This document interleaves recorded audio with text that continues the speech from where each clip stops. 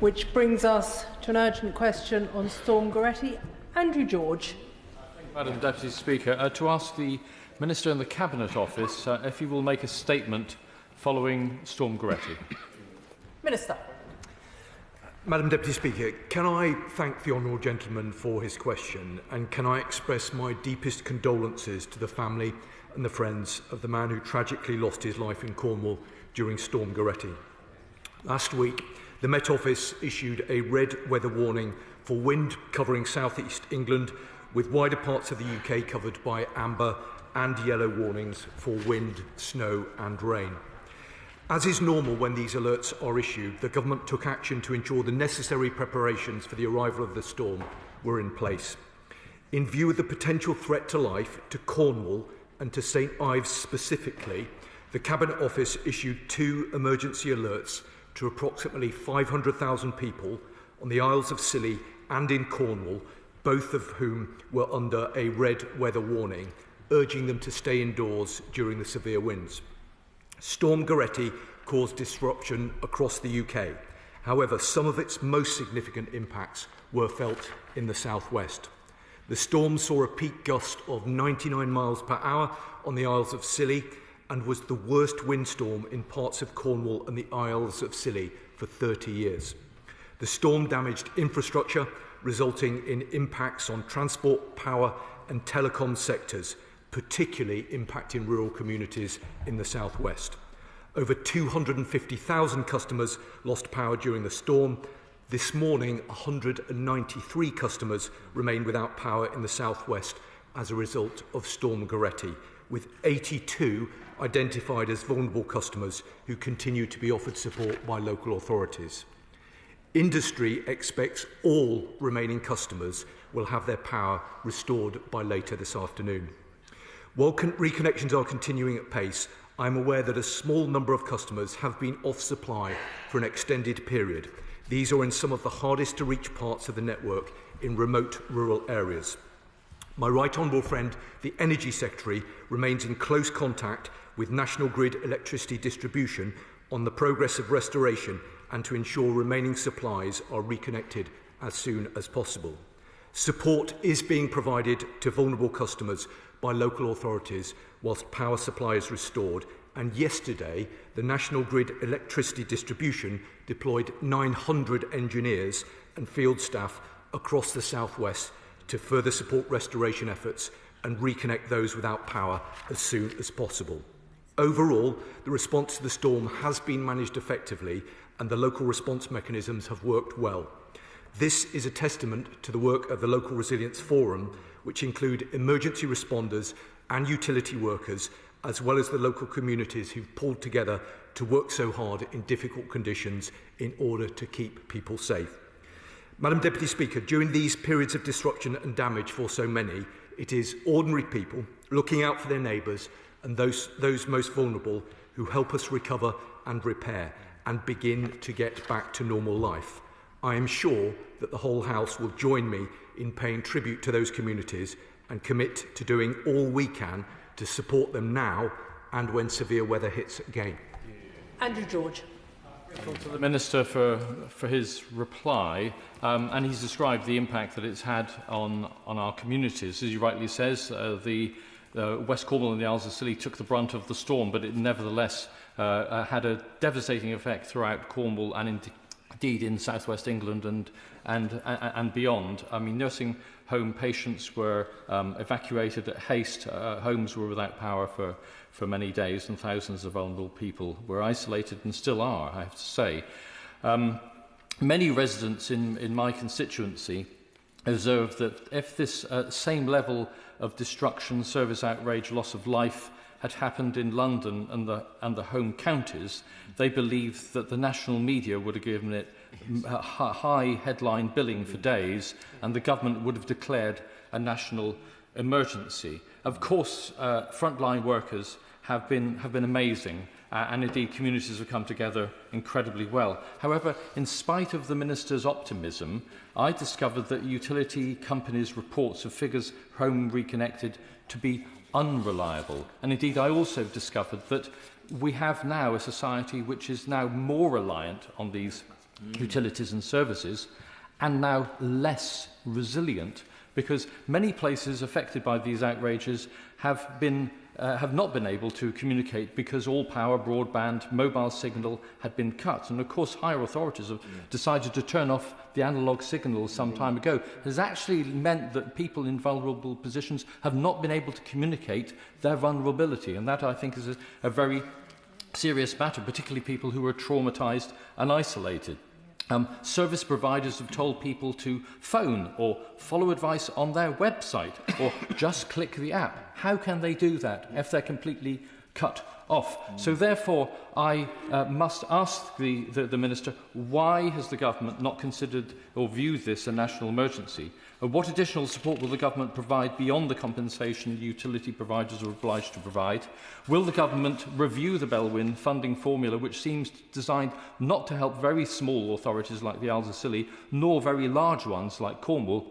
And finally, will the government agree to review the resilience of systems which provide a means of communicating in circumstances like this? Thank you, Madam. Before I call the Minister, I would just like to make it very clear to members that I intend to prioritise those areas of the country most affected by Storm Goretti. This may be a test of my geography. Minister. Thank you, Madam Deputy Speaker. Can I say to the honourable member that I very much appreciate the reasonable and diligent way in which he's made his points. He's absolutely right to come here to represent his constituents, and he's done that very effectively. Whilst he will understand, it isn't for me to take a view about the way in which these matters are portrayed by the national media. I can give him an absolute categoric assurance that the government cares just as deeply about his constituents in Cornwall as we do about residents right around the country. And I personally know Cornwall incredibly well. I think it is an extremely important part of the United Kingdom. And I represent a constituency that also feels it's a long way away from the centre, and often feels that it's neglected, and often feels that other parts of the country will get preferential treatment.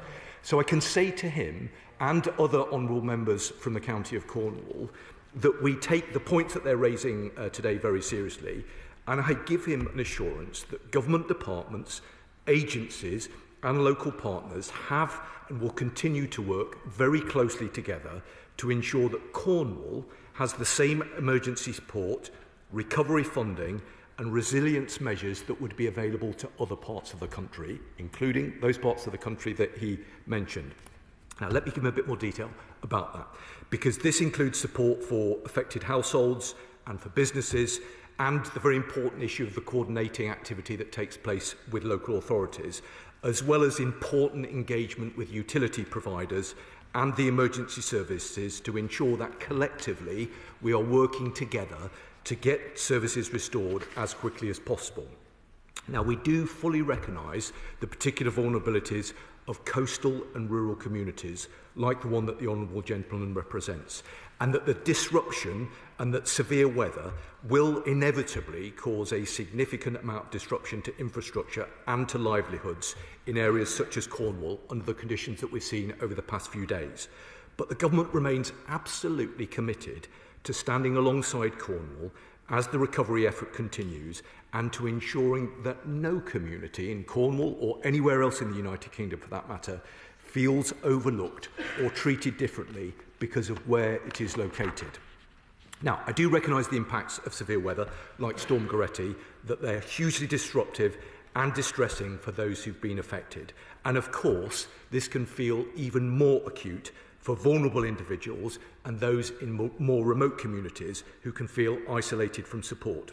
The government took the decision to deploy an emergency alert following the Met Office red weather warning. I was there in the Situation Room when we took that decision, and we issued that alert. And we did that to ensure that all communities across Cornwall and in St Ives, the Honourable Gentleman's constituency, were aware of the incoming storm and could take the necessary precautions to stay safe. Now, I'm pleased to see that communities have been coming together to respond to the impacts of the storm, and I do want to take the opportunity, and I know that the Honourable Member will join with me in doing that, in commending the tireless work of network operators to reconnect the remaining properties with power. For the final 193 customers, power restoration is challenging as repairs may be required at individual properties in remote locations, and access to these properties may be blocked still by fallen trees or by debris. Now, the Department for Energy Security and Net Zero, I'm very pleased to see that Minister of State is here for this response, are continuing to work closely with the National Grid to deploy generators to individual properties while repairs take place. This is in addition to the point I mentioned earlier to the further 900 engineers and field staff that were deployed yesterday.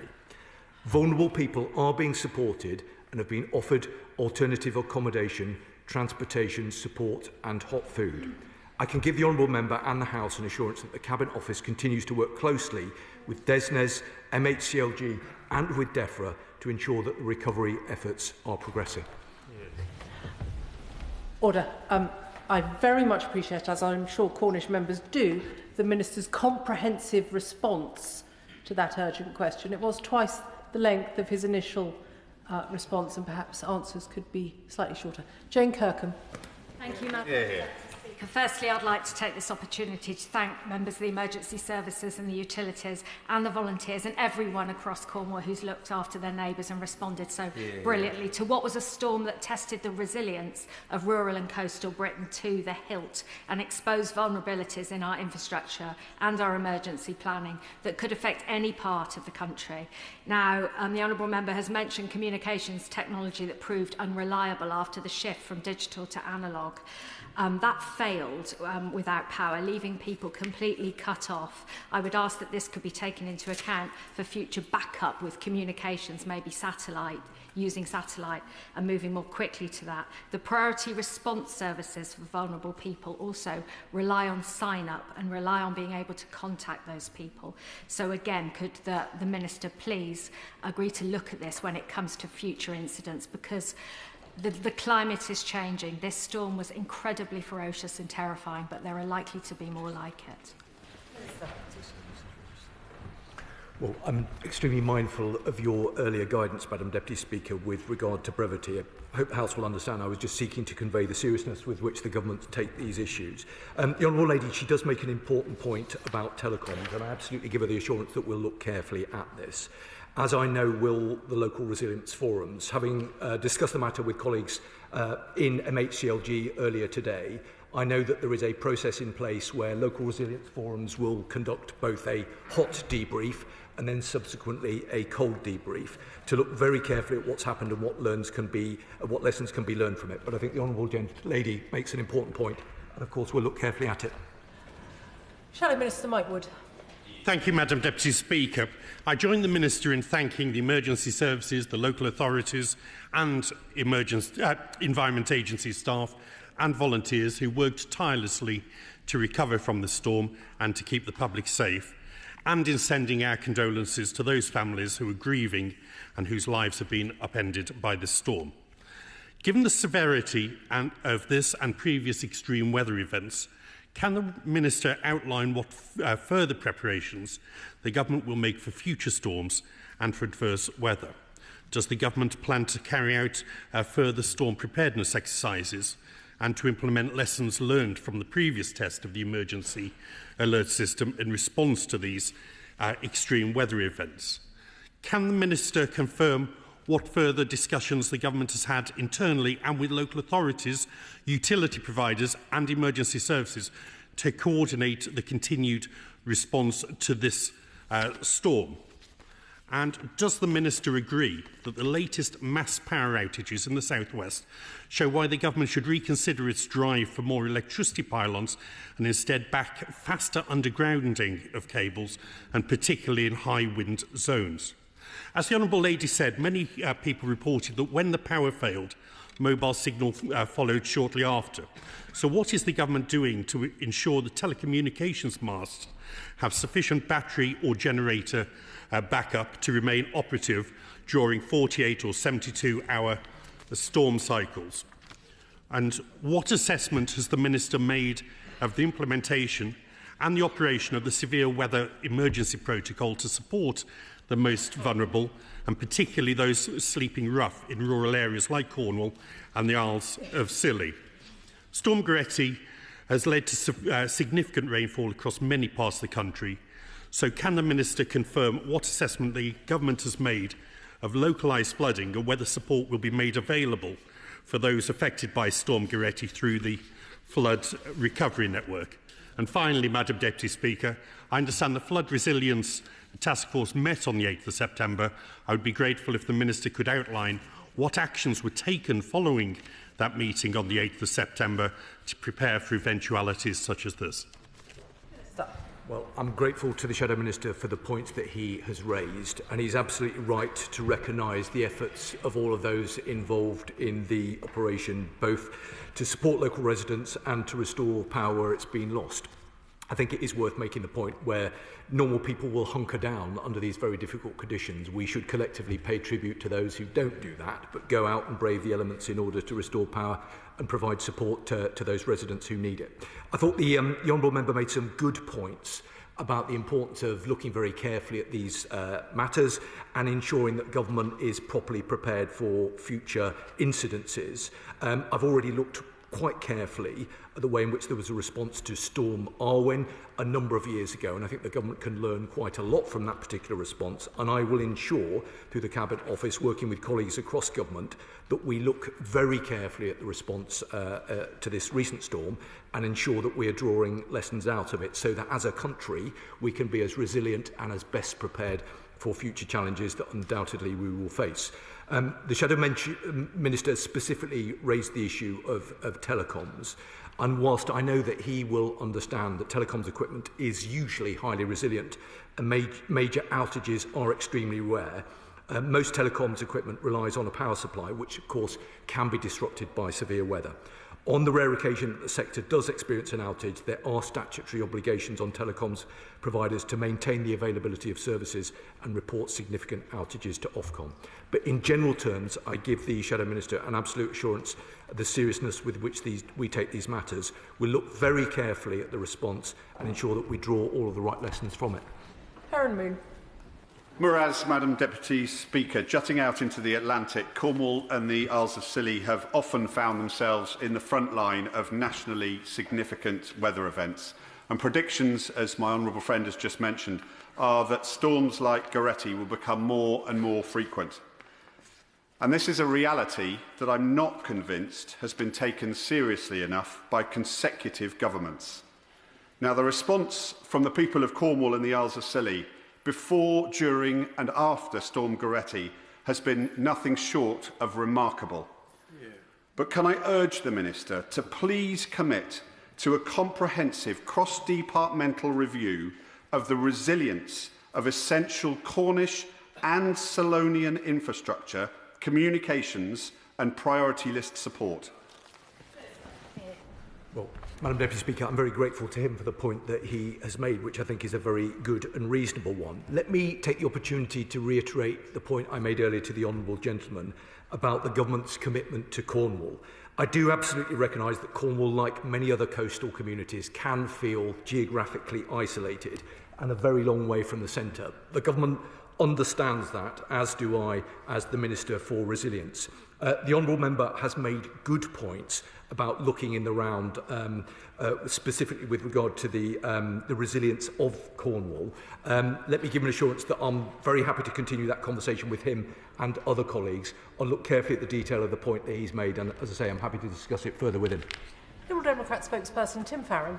Thank you, Madam Deputy Speaker. I want to thank my honourable friend for his characteristic passion and energy in defending his communities in St Ives. I also wish to send mine and the Liberal Democrats' collective deep sympathy to the family of the man who lost his life in the storm, and to add my thanks to our amazing emergency services and the frontline utilities staff. The Minister rightly says that it's not up to him or the government how the media covers things. Nevertheless, it's worth bearing in mind that 4 years ago, when Storm Eunice hit London and the South East, hitting 200,000 homes, COBRA was convened 200,000 homes have been hit in the West Country, Cobra not convened. He will understand why people from Cornwall, Caithness, Cumbria feel sometimes a little bit a second after thought. Does the Minister agree that this storm does expose the frailty of our energy, water, communications infrastructure and the vulnerability of those who rely upon them, especially in this entirely and, dare I say, foolishly post-analogue age? Given that so much land, especially in our rural communities, lies saturated, causing water supply and wastewater crises at the moment, will he ensure that this is reflected in the qualifying criteria for the farming recovery? And does the Minister agree that the damaging impact that flooding has on food security means that the Elms budget should be increased by a minimum of £1 billion a year to underpin that vital resilience? Minister. Well, I'm grateful to the right honourable gentleman. He's a proud representative not just of his party but of his part of the world, and I know that he speaks with great authority and experience on these matters. I do want to respond to the point he made specifically about Cobra, because I think that is an entirely fair challenge. I am incredibly keen to ensure that we are using all of the machinery of government to best effect. So I spend quite a lot of my time deciding and considering whether we do need to convene Cobra, whether the set of circumstances that we face that we're responding to requires that level of government response. In truth, Cobra tends to sit when there is concern about the nature of the response. We took the decision last week that because we thought that the response was being conducted in an effective way, there wasn't a requirement to bring ministers together. But I give him an assurance that we think very carefully about these things and keep them under constant review. I thought the right honourable gentleman made a number of other good and useful points with regard to vulnerabilities and flooding. I can give him and others an assurance that we consider these things both specifically and collectively in the round as part of the work that we're doing on resilience. We work very closely with other government departments, including with DEFRA, on them. But should he wish to discuss them further, I'd always be very happy to do that. Anna Gelderd.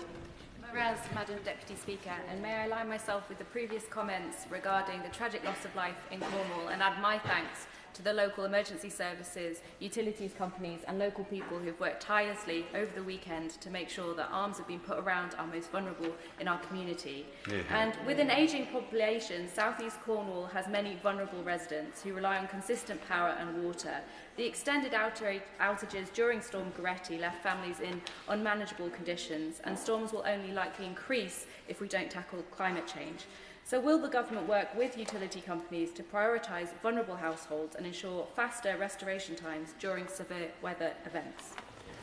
Minister. Well, I'm grateful to her for the very important points that she makes, and yes, I can give her those assurances. I mentioned earlier, Madam Deputy Speaker, that currently, and the numbers probably reduced slightly, but that currently there's 193 customers remain without power in the southwest, with 82 identified as being vulnerable customers.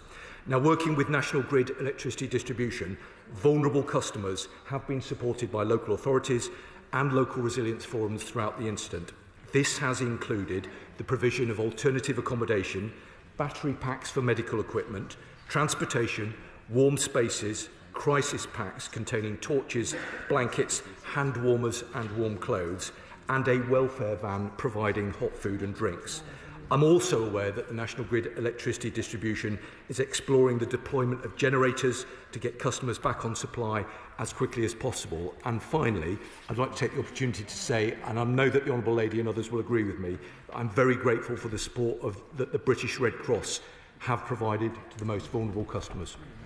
We have to get through business quite quickly as we have the finance bill later on. I urge the Minister to be as quick as he can with his responses, and we're focused on calling colleagues who are incredibly close to where the storm was. So if it was nowhere near you, then please don't bob. David Reid.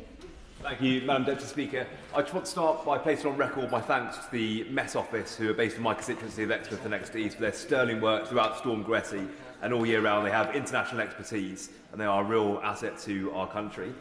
One of the main issues that come up when we have big storms like Goretti is rail in the southwest. Our main line from Paddington was cut off, and many constituents from across the southwest were unable to get home. There are practical solutions put in place, like putting a passing loop into the Waterloo line, and I've raised this directly with the Rail Minister and the Prime Minister. And although I get warm words, no action seems to be taken. So from a Cabinet Office perspective, what more can be done to add resilience to our train infrastructure? Well, I'm grateful to him, and he makes an important point about the Met Office in his constituency, and I completely agree with that and pay tribute to the vital work that they do. The Honourable Gentleman raises an important point about connectivity. I agree with him. I want our country to be as resilient as we possibly can. And that's why I can say to him that National Rail's winter preparedness regime begins in September of each year. Special trains and equipment are fully checked and any repairs carried out, while contingency plans are reviewed. I give him an assurance that we take these matters seriously. We work closely with colleagues in DFT. Noah Law. Thank you, Madam Chair. I'd like to put on record my thanks to the emergency services for their work over this long and difficult weekend, and I'd like to thank in particular National Grid for their swift work, at least in my part of Cornwall, for reconnecting people to the grid. However, other infrastructure coming back online has been unacceptably slow. So with many of my constituents still without access to rail, some without access to broadband and their phone lines still, what assurances can the Minister give that he's working with GWR and National Rail to ensure that 4 days after the storm, those closed railway lines can be reopened, and will he reiterate that commitment he made to my honourable friend earlier to work with us to continue to build infrastructure resilience in Cornwall? Minister. I'm very grateful to him, and I reiterate the commitment that I gave earlier. He's right to raise these concerns. I want the country to be as resilient and as connected as it possibly can be, and where services are lost, there's an absolute requirement to work at pace to get them restored. I give him the assurances that government will work closely to ensure that that happens, and that I'm very happy to work with him and other honourable members to make sure that it does. Ben Maguire. Thank you, Madam Deputy Speaker. I congratulate my honourable friend for St Ives for securing the urgent question and showing leadership on this crisis in the face of an absence of a response from the government. There's been no Cobra meeting, no declaration of national emergency. Many of my North Cornwall constituents didn't even receive the emergency alert. And I've got great respect for the Minister, but he doesn't even seem to have the correct amount of households currently without power. The Belwyn scheme activated in emergencies like this reimburses local authorities for its extra costs incurred. But the scheme is unfair for larger authorities like Cornwall Council, which can only apply once it's spent 0.2% of its budget, £1.6 million. If the storm had hit South Hams, for instance, the district council there would only need to spend £260,000. Now that Cornwall Council faces a real terms cut in funding over the next 3 years, will the government commit to emergency financial support for Cornwall Council to assist those drastically affected by this storm? Minister, short and brief. I have to say, I'm disappointed that the honourable gentleman made the point that he did at the beginning, which I think is not in keeping with the spirit of this particular debate. I couldn't have been clearer about the seriousness with which this government attaches to these matters. I couldn't have been clearer about the urgency and the pace with which we worked through all of last week and the weekend into this week as well. We take these matters very seriously. We want to work with members right across the House to ensure the best possible response. Where there are lessons to be identified and learned, of course we will take those on board. But the government took this very seriously, and I think in the main the response was a good one. The Carpenter. Thank you, Madam Deputy Speaker. Suffolk Coastal, obviously on the east of England. Now, we didn't escape the storms by any stretch of the imagination. The coastal erosion in Thorpe Ness has really sped up. We've now got homes facing the worst case scenario, and indeed last night a home was demolished, marking 4 homes that have succumbed to coastal erosion since October, and 3 of those have really been as a consequence of the rapidly eroding shoreline and sped up by the storm. Now, will the Minister arrange to meet with me to discuss a number of issues that are presented, including in particular the Coastal Assistance Grant? One of the homes who will not qualify for that grant may pay £40,000 for the privilege of demolishing their own home. That feels incredibly unfair, and I know East Suffolk Council are working to make sure that doesn't happen, but will the Minister meet with me to talk about this and what can be done to support my community and others affected? Well, Madam Deputy Speaker, I'm very grateful to her for the points that she's raised and concerned to hear about the situation in her constituency. In order to make sure that she gets the best response and support from government, let me confirm whether it is a matter for DEFRA or for the Cabinet Office, but I'll make sure that she gets a meeting with the most appropriate Minister. Minister, like join me and put on record thanks to West Mercia Police, Shropshire Fire and Rescue and West Midlands Ambulance Service and all the local government officers that helped at Telford and Wrekin Council and Shropshire Council. At its peak, 10,000 homes were without power. Currently, there are 200 homes throughout the county of Shropshire, some in my constituency, still without power. Could he urge his officials to press National Grid to do far more and to ensure they're part of the generator scheme. He will know that many trees have fell over many storms over many years in this country, but there was a particular issue with trees falling throughout Shropshire this time, high winds with heavy snow.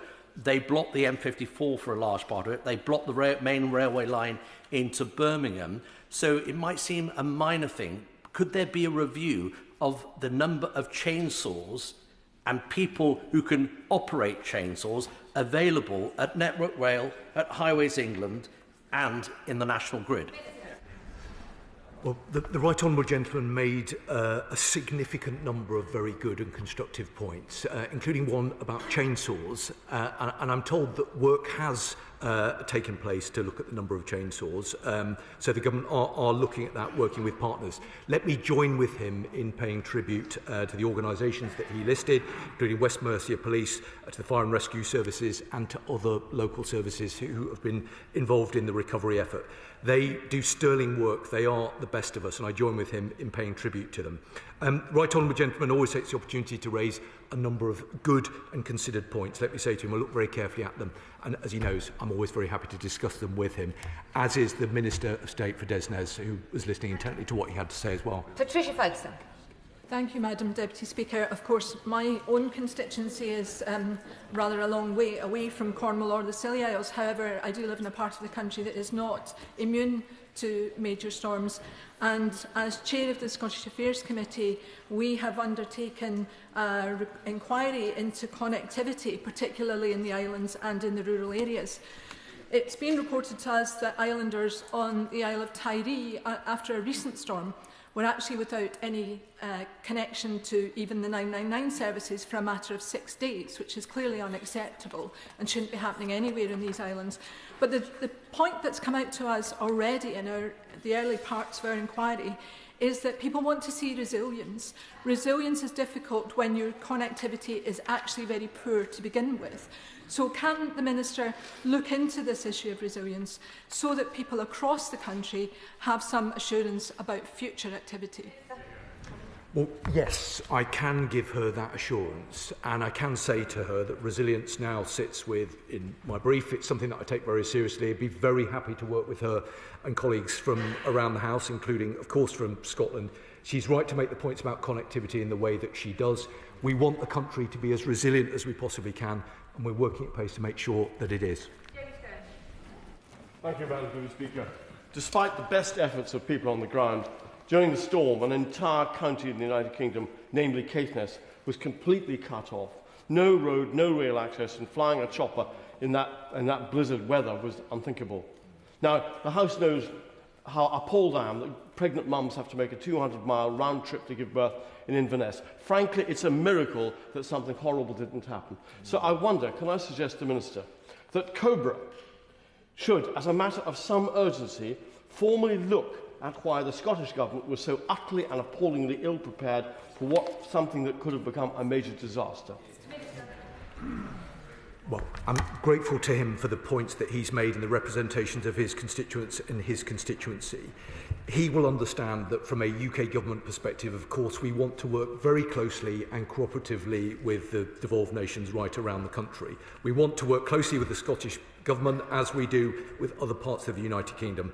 I've heard the point that he's made. I'm very happy to discuss them with him further, but I think he makes a good point, and I give him an assurance we will look at it. Jogi. Thank you very much, Madam Speaker.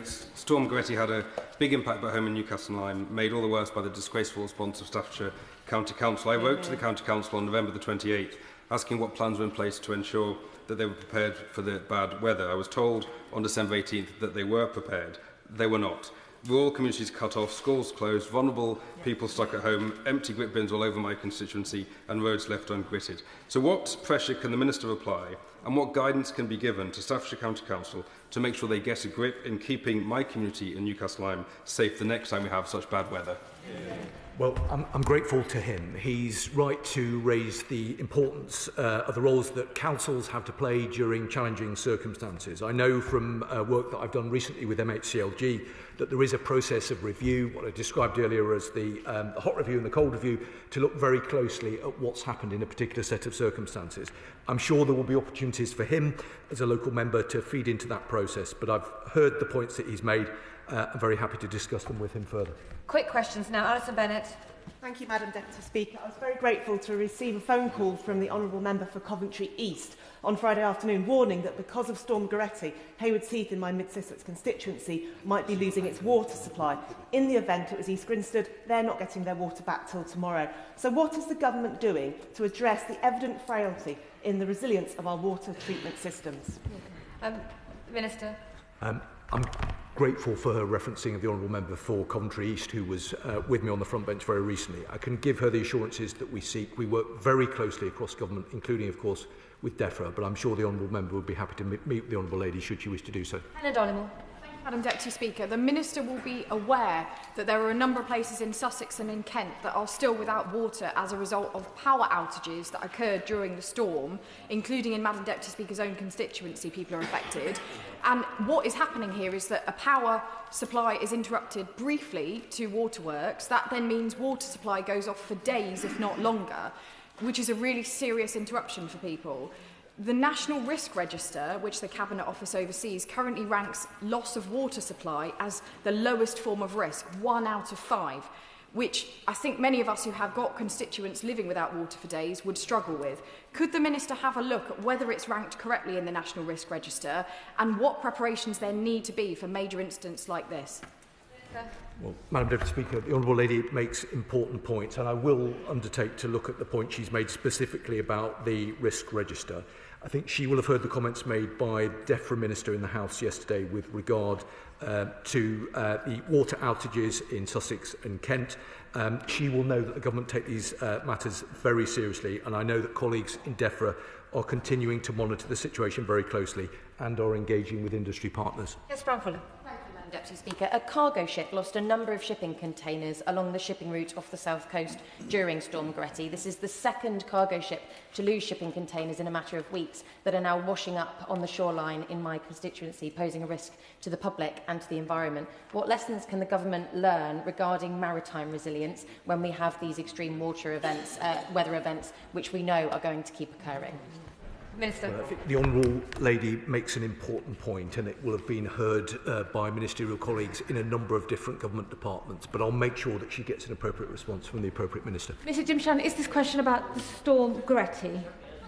Jim Shannon. Asked me, did I get home last Thursday? I got home by the skin of my teeth because the winds were blowing the tail end of the plane. Now, when I got home from London City, many of my constituents didn't get home from Heathrow because all the flights were cancelled by 6:30 or 7 o'clock. That meant that everybody had made it to the airport to get home, but unfortunately didn't. Is it not time for British Airways and other air companies and aerospace companies to ensure that there's pre-warning so people don't make the journeys to the airport whenever they have to return home? And could I ask the Minister this question? With all the lessons that we can all learn from what has happened with Storm Goretti, is it not time to have a coordinated plan coming from Westminster for all of the regions, for Scotland, for Wales, for Northern Ireland? Because, like the Minister said earlier on, they've coordinated and learned things from Storm Goretti. Perhaps it's time to ensure that we all can learn from it as well. Thank you. Well, I'm grateful to the Honourable Member and particularly pleased that he did make it back to Northern Ireland on Thursday of last week. I know that ministerial colleagues in the Department for Transport will have heard the first point that he made. And in terms of his second point, let me give him assurance that we take matters relating to resilience incredibly seriously and we seek to ensure that it is an effort joined up right across the United Kingdom. The end of the urgent question on Storm Goretti. I'll give the front benches a few moments to shuffle over.